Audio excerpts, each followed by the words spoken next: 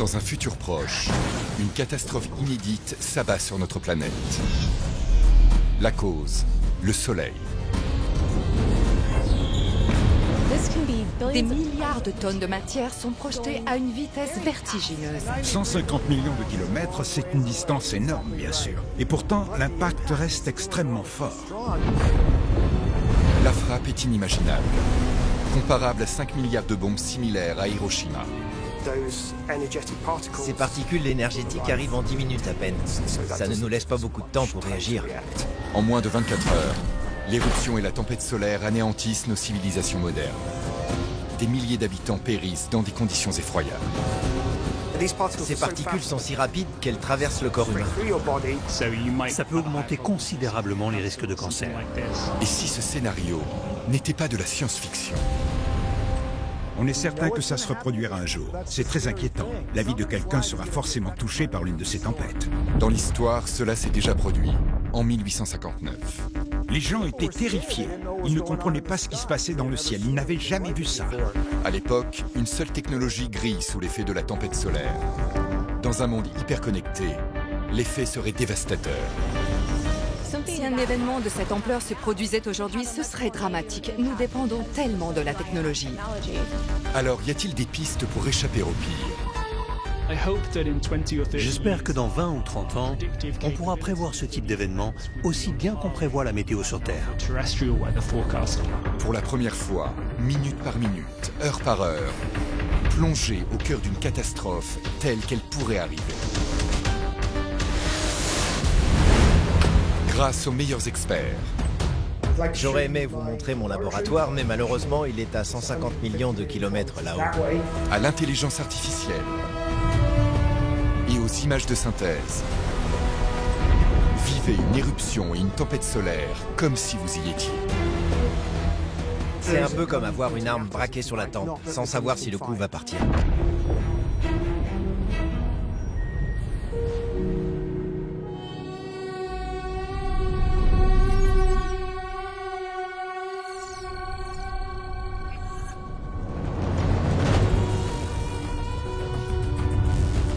Tokyo, 37 millions d'habitants. L'une des villes les plus modernes du monde. Aujourd'hui ravagée. Plus d'essence, plus d'eau, plus d'électricité, plus de nourriture, plus rien. Comment une métropole aussi technologique s'est-elle effondrée? La cause? Une catastrophe d'une ampleur sans précédent. Et le responsable, c'est le Soleil.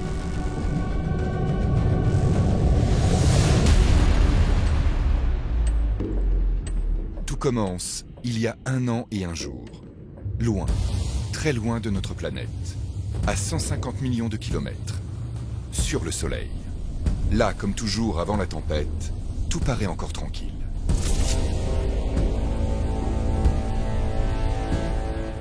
Nous, les scientifiques qui travaillons pour la météorologie spatiale, nous voyons les choses autrement. Depuis la Terre, le Soleil nous semble très calme. Pourtant, c'est tout le contraire. C'est une étoile extrêmement dynamique. Il y a du mouvement partout et tout le temps. À la surface du Soleil, la température atteint 6000 degrés. Mais plus on monte dans l'atmosphère du Soleil, plus la température grimpe, jusqu'à atteindre 1 million de degrés. À cette température, le Soleil n'émet plus de lumière, mais des rayons UV et des rayons X.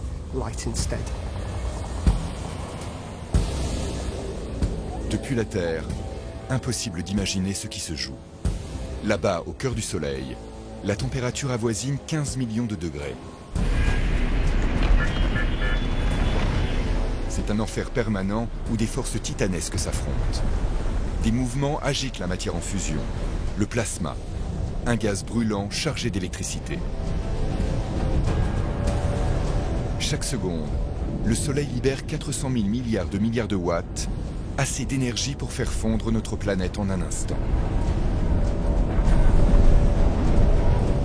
Cette fournaise est prisonnière d'un puissant champ magnétique invisible et 1000 fois plus intense que celui de la Terre. Mais pour combien de temps? Les mouvements à l'intérieur du Soleil peuvent tordre le champ magnétique. L'énergie produite par cette torsion est ensuite stockée jusqu'à un certain point. À un moment, ça finit par éclater. Ce qui se passe, c'est que les lignes du champ magnétique interagissent, s'entrelacent, avant de rompre et de se reconnecter. Et ce mécanisme est extrêmement explosif. Mais cette fois, les lignes du champ magnétique se tordent et cassent. L'éruption solaire n'est plus une hypothèse, elle est imminente. C'est comme si on avait une arme braquée sur la tempe sans savoir si le coup va partir. Au même moment, sur la Terre, le Soleil vient tout juste de se lever à Tokyo. Dans cette mégalopole bouillonnante, c'est l'heure de pointe. Les rues sont prises d'assaut. Chacun se presse pour aller travailler, ignorant qu'un événement d'une ampleur cataclysmique se prépare. Tout à coup, un flash, classé X70, le niveau le plus élevé. Ce signal apparaît dans l'œil des télescopes. Les scientifiques sonnent l'alerte maximale. C'est le début d'une terrifiante éruption solaire. L'énergie libérée est phénoménale. Ce serait comme faire exploser la bombe d'Hiroshima chaque seconde pendant plus de 150 ans. Immédiatement, des rayons visibles, lumineux et invisibles, UV, X et gamma, sont propulsés à la vitesse de la lumière, 300 000 km par seconde. Ils sont suivis par des milliards de petites particules de plasma. Les plus rapides, les rayons, atteignent notre planète en un temps record, 8 minutes seulement.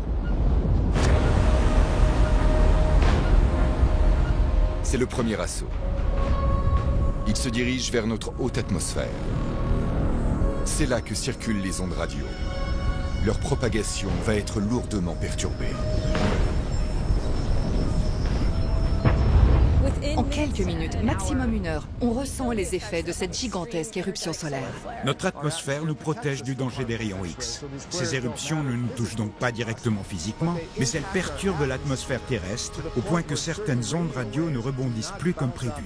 Elles sont absorbées en altitude et ne parviennent plus jusqu'à nous. Le premier impact, c'est la perte des communications radio. C'est le premier effet de cette éruption exceptionnelle. Sur la partie de la Terre exposée au Soleil, certaines communications deviennent impossibles. La phase plongée dans la nuit est pour le moment épargnée. Mais pour combien de temps ?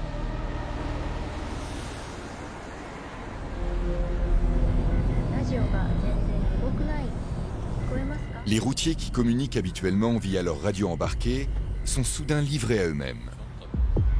Or, si le transport flanche, que va-t-il se passer ? Et le phénomène ne frappe pas que Tokyo, mais la moitié de la planète. Avions, bateaux sont privés de backup radio. Et quand plus rien ne répond, la peur prend le relais. Quand il y a une autre catastrophe naturelle en cours, un ouragan par exemple, les équipes d'intervention dépendent des communications radio. Il est d'ailleurs arrivé qu'un ouragan survienne pendant une tempête solaire modérée. Sur le terrain, les services d'urgence comptent souvent sur la radio, parce qu'un ouragan peut faire tomber le réseau de téléphonie. Et à ce moment-là, la radio devient essentielle.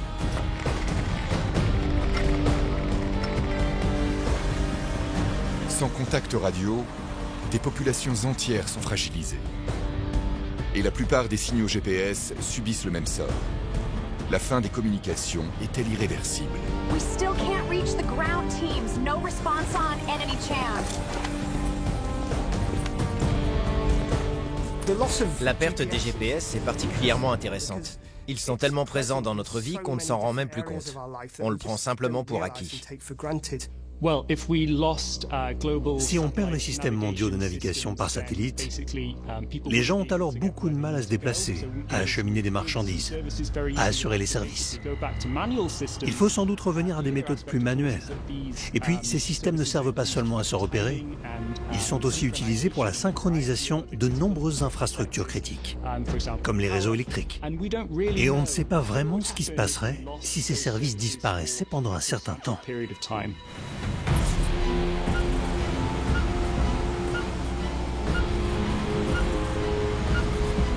Les GPS fonctionnent grâce à des satellites placés à 20 000 km au-dessus de nos têtes. Lors d'une éruption solaire, leurs signaux sont brouillés. Les bateaux, entre autres, perdent le contact avec leur base. La panique s'installe, mais le pire reste à venir.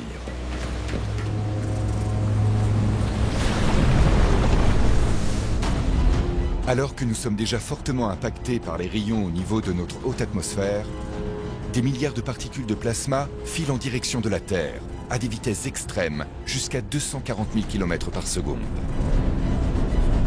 C'est le second assaut. Les particules mettent environ 8 minutes pour arriver car elles se déplacent presque à la vitesse de la lumière. Un peu moins rapide que les rayons, leur énergie est colossale. D'autant plus que leur masse est beaucoup plus importante. L'effet va être dévastateur. Les particules énergétiques arrivent en moins de 10 minutes, ce qui laisse très peu de temps pour réagir. Les microparticules envahissent l'espace. Et cette fois, des humains sont en première ligne. Les astronautes.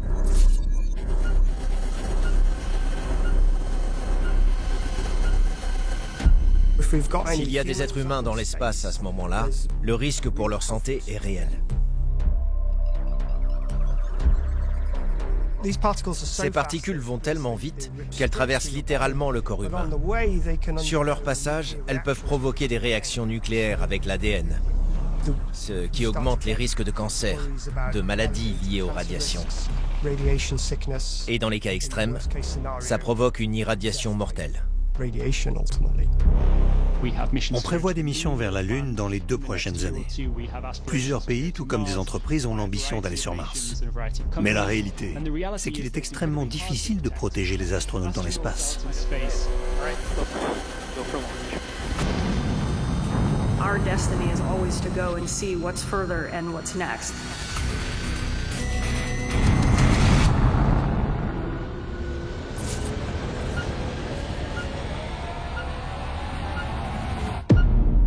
La pluie de particules invisibles s'attaque maintenant au système high-tech des satellites, les piliers du monde moderne.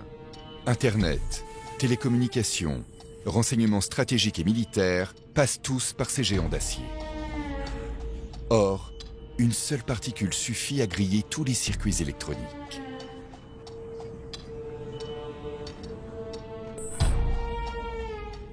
Nous avons aujourd'hui beaucoup de satellites importants en orbite. Pendant les tempêtes de radiation, de minuscules particules, des fragments d'atomes qu'on appelle des protons, peuvent pénétrer à l'intérieur des composants électroniques. Et si elles les frappent au mauvais endroit, au mauvais moment, elles peuvent provoquer une commande erronée. Le pire scénario, c'est que le satellite ne fonctionne plus et qu'on perde complètement le contrôle. Il ne va pas exploser comme dans un film hollywoodien. L'impact est beaucoup plus discret. Mais il peut être dévastateur, car il peut empêcher le satellite de fonctionner correctement. Et aujourd'hui, nous dépendons tous des satellites. Les milliards de particules solaires continuent leur course vers la Terre. Elles s'attaquent à notre bouclier magnétique, cette barrière invisible qui nous protège des radiations cosmiques. Mais même le rempart le plus solide a des failles. Le nôtre en compte 2. Une au pôle Nord, l'autre au pôle Sud. 2 portes d'entrée, 2 sas vers la haute atmosphère pour le flux de particules inarrêtables. À 12 km d'altitude, les avions sont frappés de plein fouet par les particules invisibles. En particulier ceux qui survolent les régions polaires. Leur système électronique se dérègle. Et sans le savoir, les passagers sont irradiés.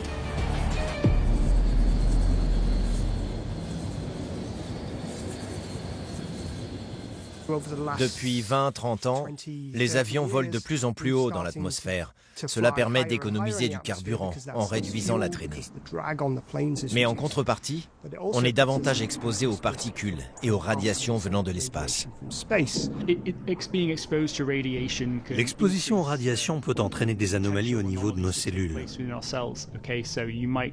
À long terme, ça augmente le risque de cancer ou de maladies similaires. Dans les airs, nul n'est maintenant à l'abri.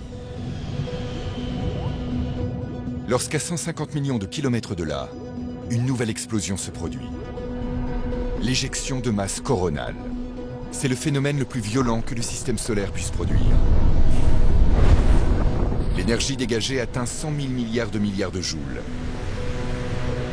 Pour obtenir l'équivalent sur Terre, il faudrait faire exploser près d'1 600 000 bombes similaires à celles d'Hiroshima.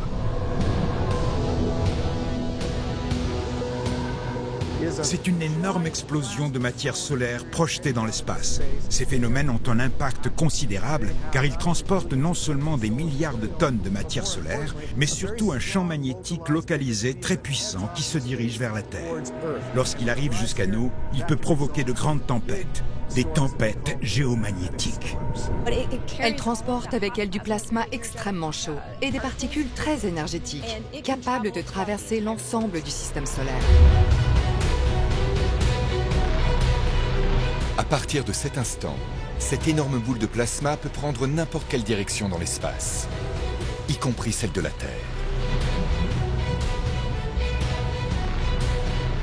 Plusieurs masses coronales ont déjà frappé, et les scientifiques craignent que le scénario ne se répète.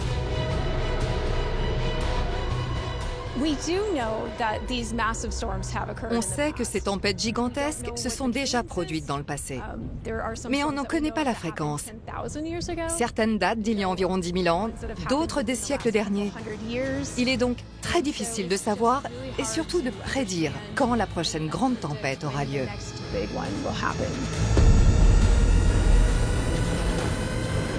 En 1859, il y a eu une immense tempête solaire. On l'appelle l'événement de Carrington.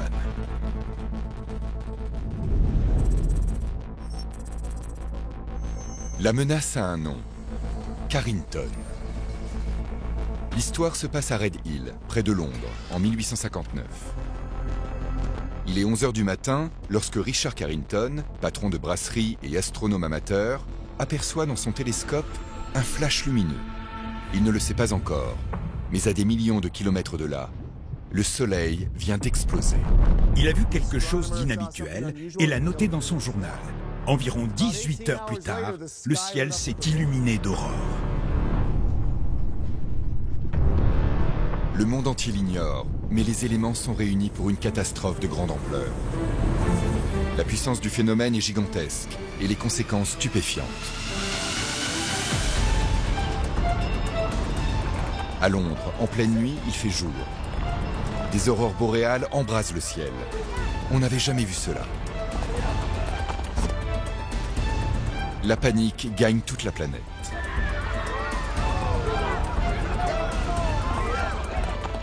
Les gens étaient terrifiés. Ils ne comprenaient pas ce qui se passait dans le ciel. Ils n'avaient jamais vu ça. Dans le Colorado, les aurores étaient si intenses que des gens pensaient qu'un incendie avait lieu quelque part dans les montagnes. À l'époque, une technologie vient tout juste d'apparaître, le télégraphe. Il fonctionne sur des batteries électriques. La tempête solaire ne va pas les épargner.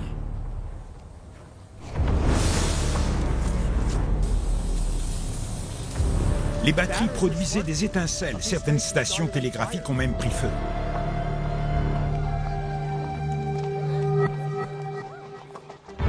Ce serait catastrophique si ça arrivait aujourd'hui en Amérique avec nos réseaux électriques interconnectés. Catastrophique. L'événement de Carrington a montré pour la première fois que l'activité du Soleil pouvait affecter la Terre. En 1859, les instruments de mesure ont enregistré des variations significatives du champ magnétique terrestre. Les courbes se sont affolées. Même à l'époque, alors que notre niveau de développement était encore très limité, l'événement a eu des répercussions importantes sur certaines infrastructures. Si ça arrivait aujourd'hui, les conséquences seraient considérables. Aujourd'hui, un tel événement serait beaucoup plus grave, car nous dépendons énormément de la technologie. Dans le monde d'aujourd'hui, le coût économique d'une telle catastrophe serait de 18 000 milliards d'euros, l'équivalent de 30 pandémies de Covid-19. Plus inquiétant encore, récemment, les scientifiques ont fait des découvertes incroyables. Signe que par le passé, des événements encore plus terrifiants se sont déjà produits. Sur Terre, nous avons des traces, assez indirectes, de l'activité passée du Soleil. On en trouve d'abord dans les anciens troncs d'arbres, mais aussi dans les couches de glace. Et récemment, les scientifiques ont identifié des tempêtes solaires extrêmement puissantes. Au moins 10 fois, peut-être même 20 fois plus intenses que l'événement de Carrington. Nous savons que ça va se reproduire. Je ne veux pas faire peur à tout le monde. La probabilité reste faible et ça pourrait n'arriver que dans très longtemps, mais un jour, la vie de quelqu'un va être touchée par l'une de ces tempêtes. Aujourd'hui, dans notre monde hyper connecté, dépendant des satellites, des réseaux électriques et des communications instantanées, une tempête solaire de cette puissance phénoménale pourrait bien tout bouleverser sur son passage. Bienvenue en enfer.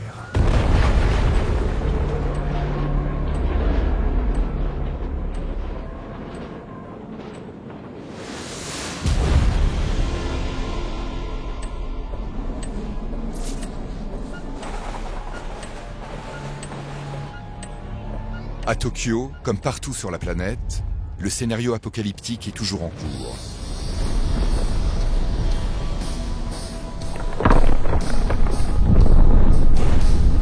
Et alors que la première journée catastrophique s'achève, un dernier flot de particules atteint la Terre, d'une ampleur inimaginable. L'éjection de masse coronale n'accompagne pas toujours une éruption. Et heureusement, car elle est terrifiante.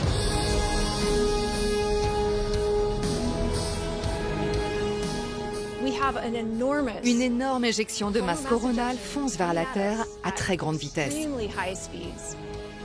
Son orientation est telle qu'elle peut interagir avec le champ magnétique terrestre et en quelque sorte rompre cette bulle magnétique protectrice autour de notre planète. Des particules très énergétiques peuvent alors pénétrer dans l'atmosphère. C'est ce qu'on appelle une tempête géomagnétique. Le système du champ magnétique terrestre est alors fortement perturbé, ce qui entraîne toute une série d'effets en cascade.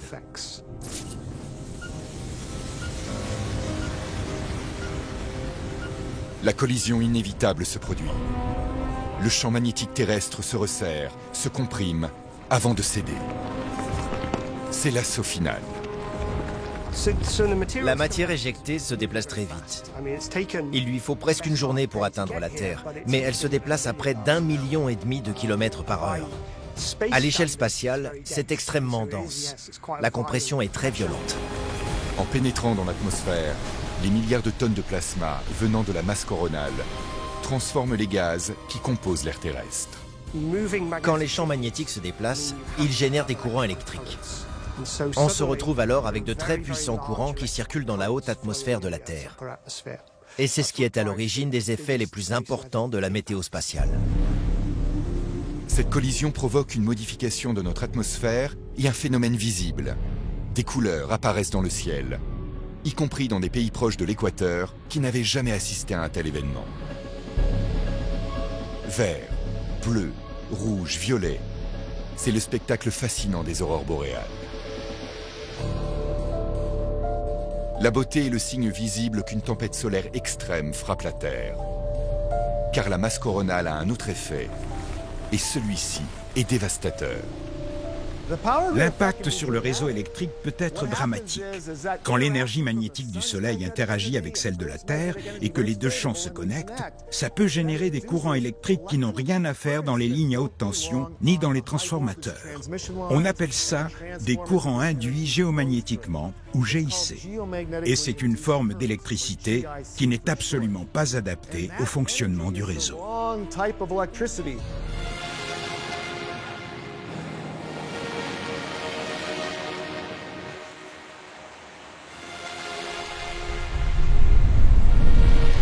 La tempête solaire d'une puissance incroyable qui s'abat sur la planète provoque une surcharge électrique qui détruit les systèmes de l'intérieur. Des courants parasites naissent dans les sous-sols, envahissent les structures métalliques. Des surtensions apparaissent sans prévenir. Rien ne peut les arrêter.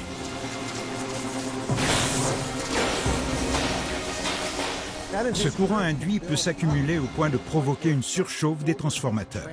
Ces énormes transformateurs dont dépend notre réseau électrique. Ils peuvent alors être gravement endommagés, tomber en panne et devenir inutilisables. Des régions entières se retrouvent sans électricité.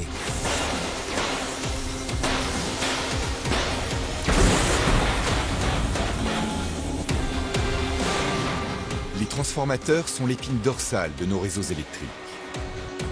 Grâce à eux, l'électricité voyage sur des milliers de kilomètres avant d'être redistribuée à la bonne tension.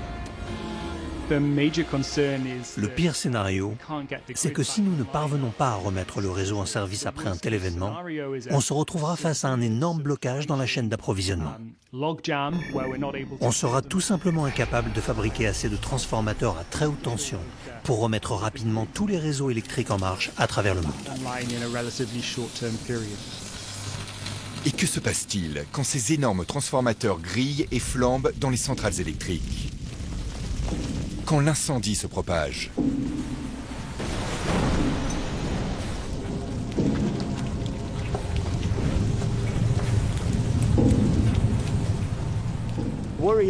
Le problème, c'est que si un grand nombre de ces transformateurs tombent en panne, ils sont extrêmement difficiles à remplacer. Ce sont des équipements fabriqués sur mesure. Les remplacer peut donc prendre des semaines, voire des mois. Certaines régions pourraient alors rester sans électricité pendant très très longtemps.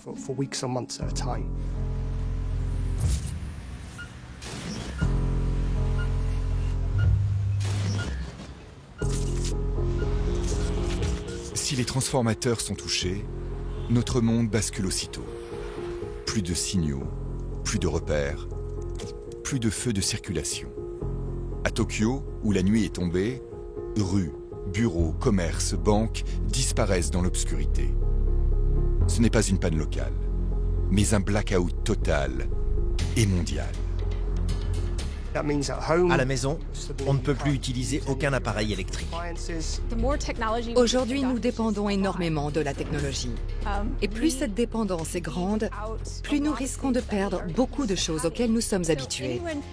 Une tempête solaire majeure pourrait donc toucher n'importe qui, n'importe où sur la planète. La tempête solaire perturbe tout sur son passage. Plus d'internet, de téléphone, toutes les communications sont paralysées. En un instant, l'humanité prend conscience avec effroi de sa dépendance à l'électricité.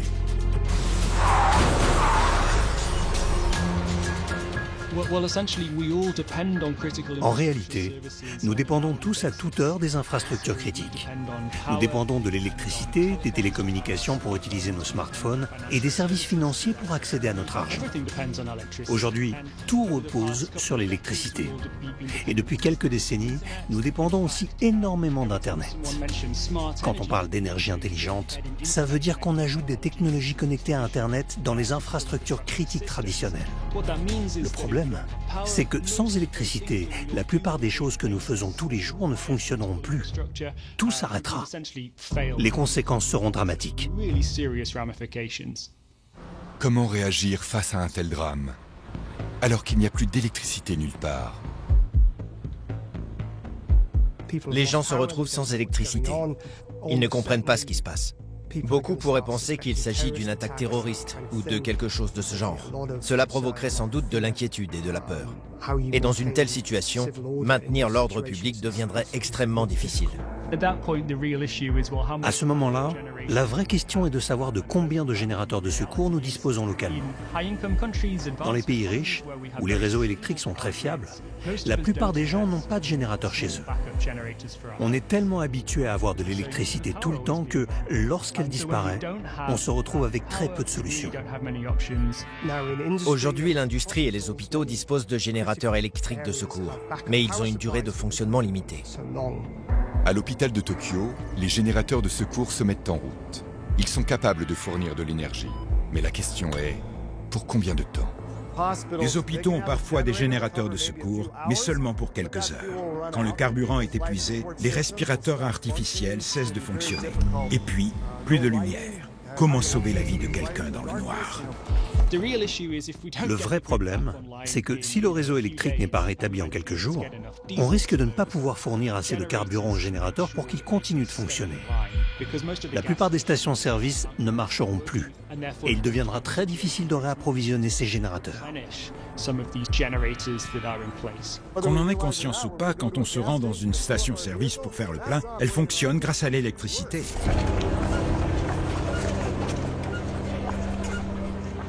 Au lendemain de la catastrophe, partout dans le monde, la plupart des activités quotidiennes deviennent impossibles. Les habitants se ruent sur les rares transports encore en service. L'industrie, le système bancaire, le trafic basculent jusqu'au point mort. On ne s'en rend pas toujours compte, mais nos téléphones portables ont besoin d'électricité pour se recharger. Et les antennes relais aussi ont besoin d'électricité pour fonctionner. Les feux de circulation. En réalité, tout dépend de l'électricité. Même quand vous allez dans un magasin, les cartes bancaires passent par des systèmes électroniques. Et si ces systèmes ne fonctionnent plus, les gens ne pourront plus rien acheter. Une tempête de cette ampleur aura d'innombrables conséquences. Et la situation pourra durer des semaines, voire des mois.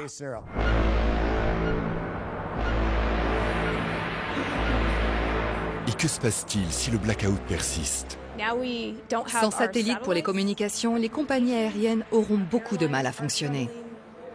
Des régions entières seront privées d'électricité. Ce sera le chaos.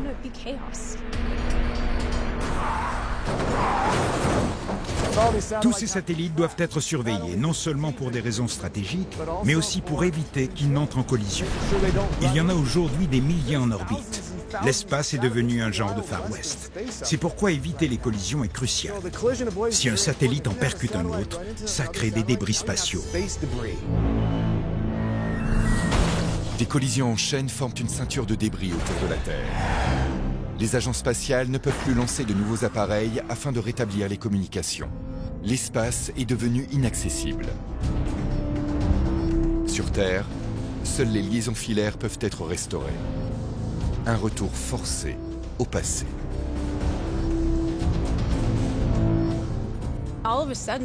Toutes nos infrastructures, tout ce sur quoi nous comptons et qui fonctionne aujourd'hui si bien, pourrait disparaître d'un coup. Je pense que beaucoup de gens surestiment notre capacité à remettre rapidement le réseau en état et sous-estiment à l'inverse les difficultés liées à l'absence de système de communication efficace. Ça freinera vraiment le retour à la normale.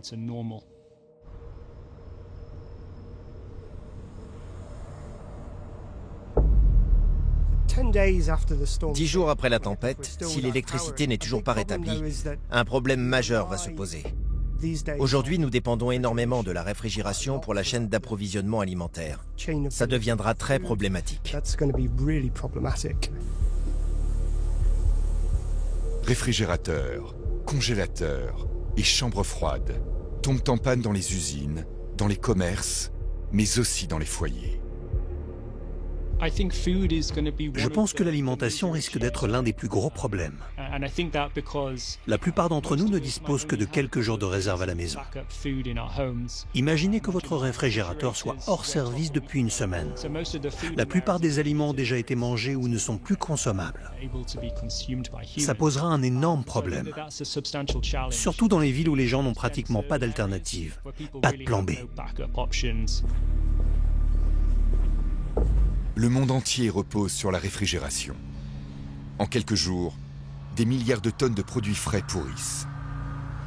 Des stocks de conserve existent pour les situations d'urgence, mais sans carburant.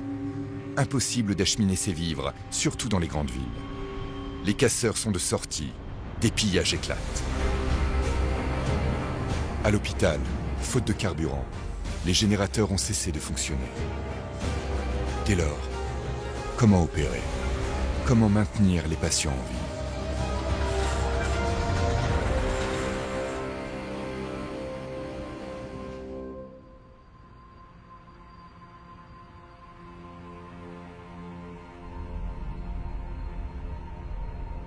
Un an après le blackout.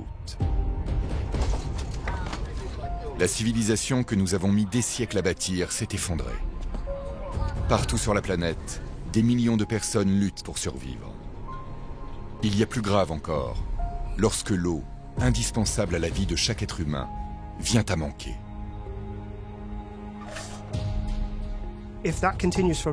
Si la situation dure trop longtemps, on risque de ne plus avoir d'eau potable.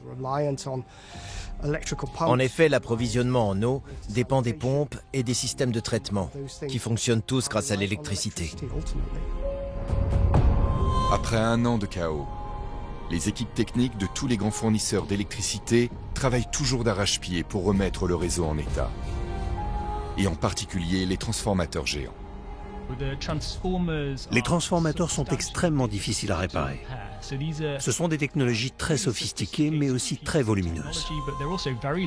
Il peut falloir plusieurs jours juste pour remplacer un seul transformateur. C'est l'un des problèmes majeurs. Par exemple, même en temps normal, un opérateur électrique peut mettre des semaines à remplacer un seul transformateur.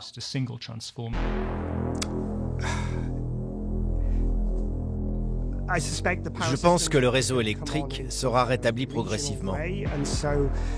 Ça créera automatiquement des inégalités entre les différentes régions d'un même pays, voire entre différents pays. Dans ce contexte, il faudra absolument maintenir l'ordre public.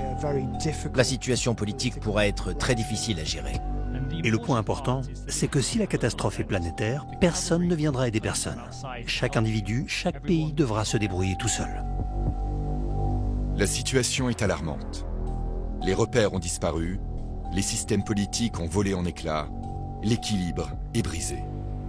C'est l'anarchie.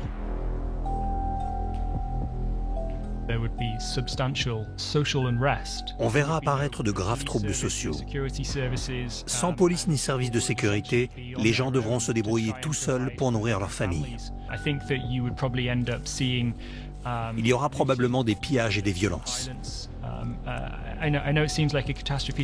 Ça peut sembler exagéré, mais si les gens n'ont plus de quoi manger et qu'aucun service essentiel ne fonctionne, surtout dans les villes, le contrat social se fissurera très rapidement. Et ce sera comme dans ces films d'horreur où les zombies débarquent. La société s'effondrera.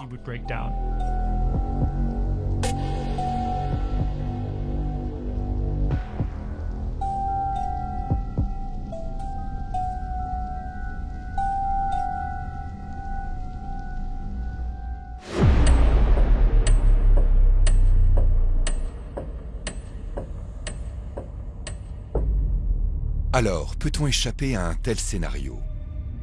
Pouvons-nous prévenir une tempête solaire de cette ampleur et en sortir indemne? Une chose est sûre, la prise de conscience de ce danger qui nous guette est très récente. Je ne sais pas précisément ce que font les autres pays, mais aujourd'hui aux États-Unis, la météorologie spatiale est surveillée de près. C'est devenu une priorité au plus haut niveau de l'État. On dialogue maintenant avec le Conseil de sécurité, la Maison-Blanche, y compris avec le président.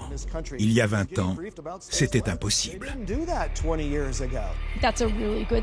C'est une très bonne chose, car on ne veut pas attendre qu'un scénario catastrophe se produise pour que tout le monde prenne le problème au sérieux. En tant que scientifiques et spécialistes de la météo spatiale, nous parlons aux responsables politiques. Et nous essayons de tirer la sonnette d'alarme afin de nous préparer au pire scénario possible.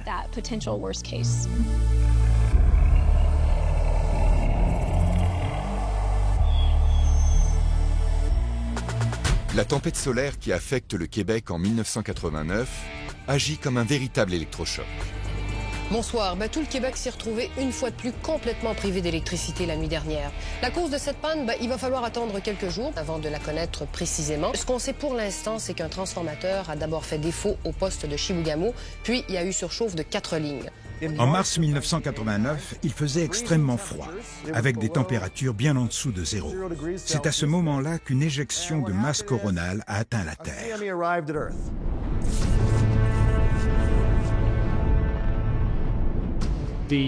La panne d'électricité survenue au Québec en 1989 est l'un des plus grands blackouts liés à la météo spatiale observés ces dernières décennies.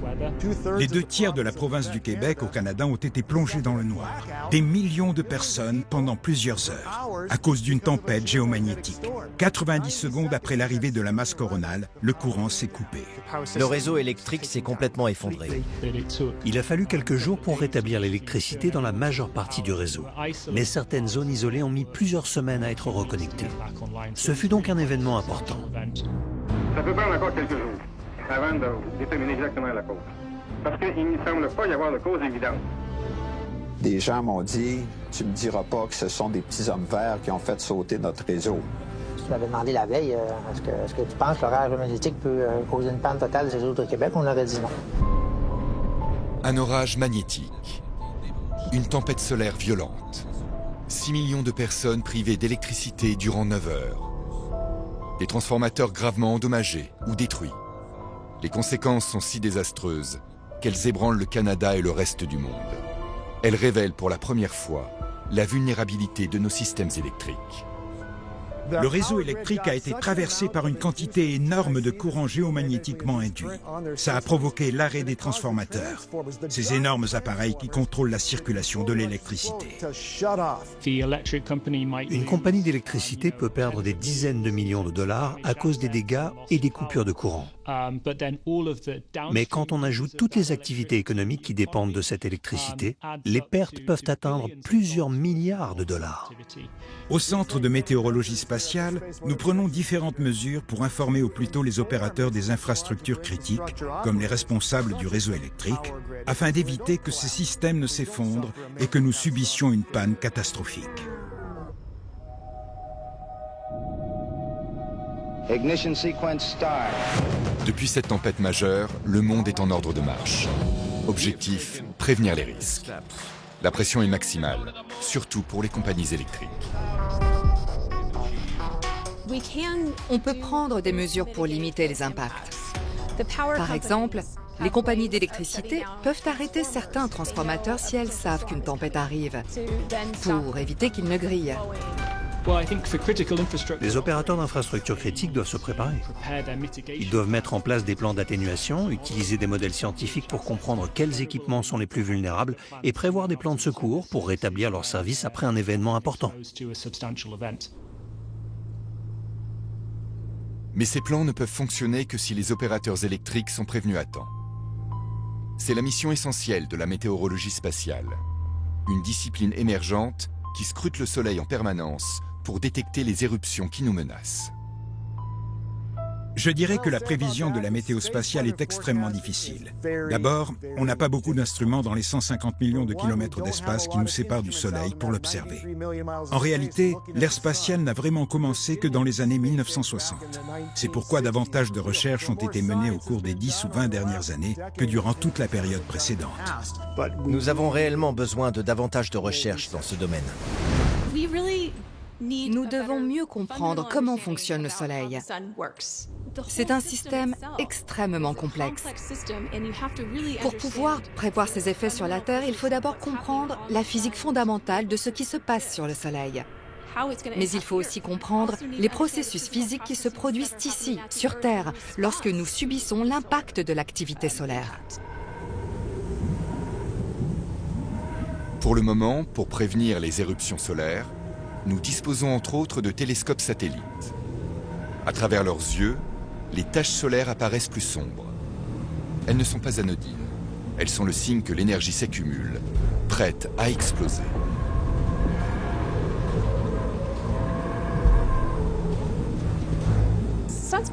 Les taches solaires sont la manifestation de faisceaux de champs magnétiques extrêmement intenses.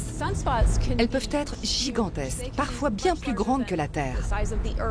Avec des lunettes spéciales pour observer le Soleil, certaines sont même visibles depuis la Terre sans télescope. Et ce sont souvent celles-là qui produisent les tempêtes solaires les plus violentes.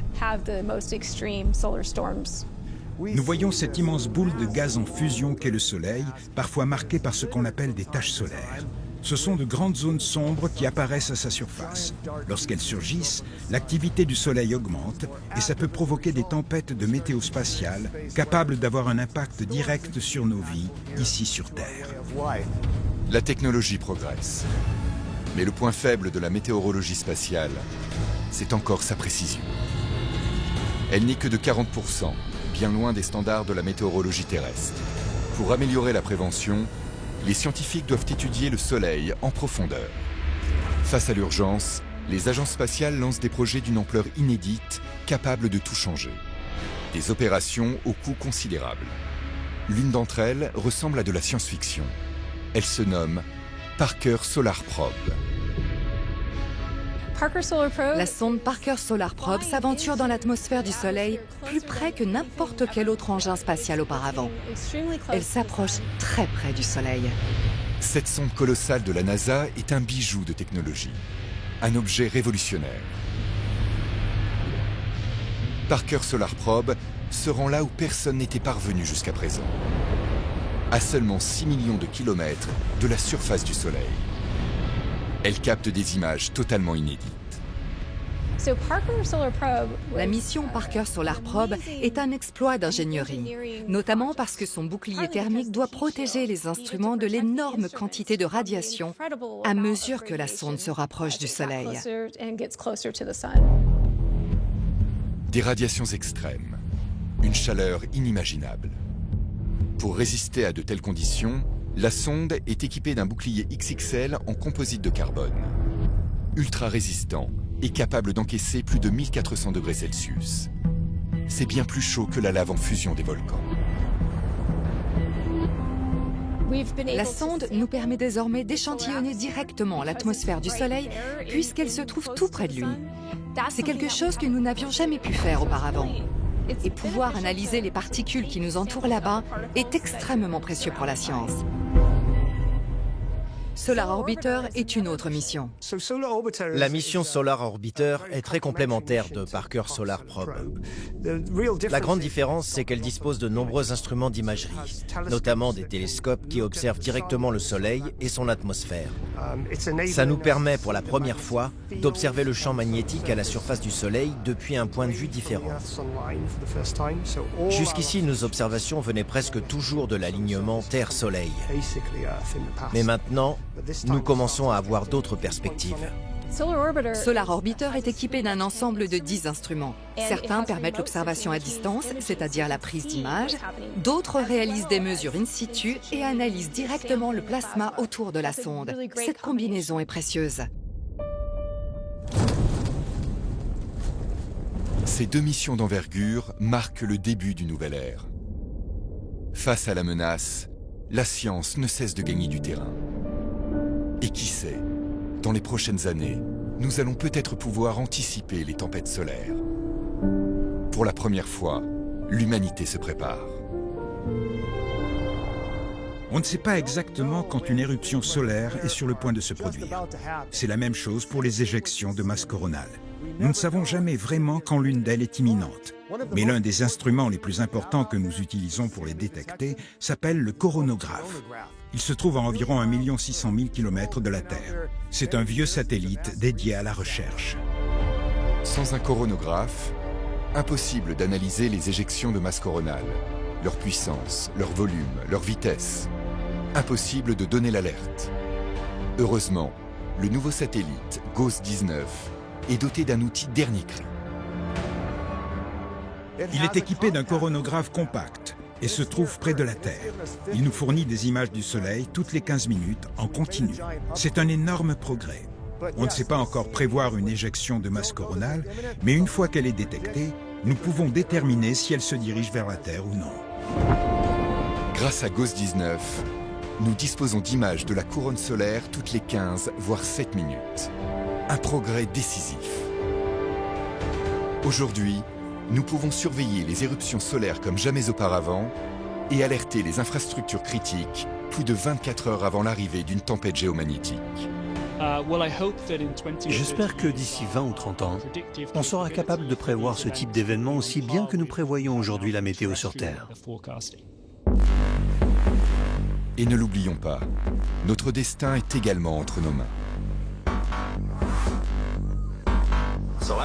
Tout le monde est à l'aise tant que tout fonctionne normalement. Mais que se passe-t-il quand tout s'arrête? En matière de survie, certains ont d'ailleurs déjà une longueur d'avance. Des méthodes parfois radicales. Dans la vidéo du jour, je vais vous montrer comment devenir des citoyens bien préparés. Comment faire face à 7 jours complets sans électricité. Il faut stocker beaucoup de conserves chez soi au cas où. Ou des aliments faciles à préparer juste avec de l'eau. Parlons de l'assainissement. Sans eau courante, vous ne pourrez tirer la chasse qu'une seule fois. Peu importe ce que certains peuvent vous dire, il n'y aura pas de deuxième fois. Laissez-moi vous montrer ce petit dispositif très simple et vraiment pas cher. C'est une solution facile à mettre en place. Ici, Vous avez des toilettes avec un seau de 18 litres. Les gens devraient toujours être prêts à ce genre de situation. S'assurer d'avoir des réserves de nourriture, un générateur plein de carburant, ce genre de choses. Des piles pour une radio afin d'écouter les infos et comprendre ce qui se passe. Car les télévisions ne fonctionneront plus, mais la radio peut-être. À l'échelle individuelle, pour les ménages, des gens comme vous et moi, la solution la plus simple est d'avoir un générateur de secours à la maison. Certaines personnes en ont déjà. Ça permet de mettre en place quelques systèmes de secours et d'essayer de tenir sans électricité ni service essentiel pendant 1 ou 2 semaines, voire 3 ou 4. Au 7e jour, on ne peut plus simplement attendre que la lumière revienne. À ce stade, on est passé en mode survie. Eau, conserve, radio, générateur, trousse médicale, lampe torche. En cas d'urgence, les autorités recommandent de toujours prévoir un kit de survie à la maison. Mais les meilleurs élèves ne se contentent pas d'appliquer les consignes. Je suis né au nord du Dakota. Les autorités de cet État des États-Unis m'ont contacté, ce dont je suis fier. Ils voulaient intégrer la météo spatiale dans leur plan de gestion des risques, et ils l'ont fait. Leur plan comporte une 30aine de pages consacrées à ce sujet. Je peux donc dire avec fierté que le Dakota du Nord est très bien préparé en cas de tempête géomagnétique.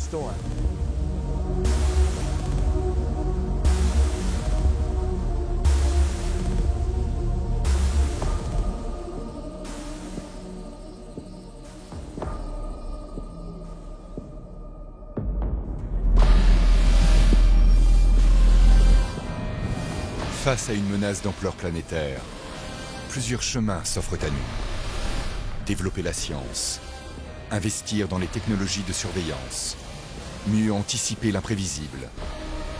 Mais cela ne suffit pas. Il nous faut aussi renforcer notre dialogue avec la nature. Se rappeler que nous ne sommes que les locataires d'une planète vivante, instable, puissante.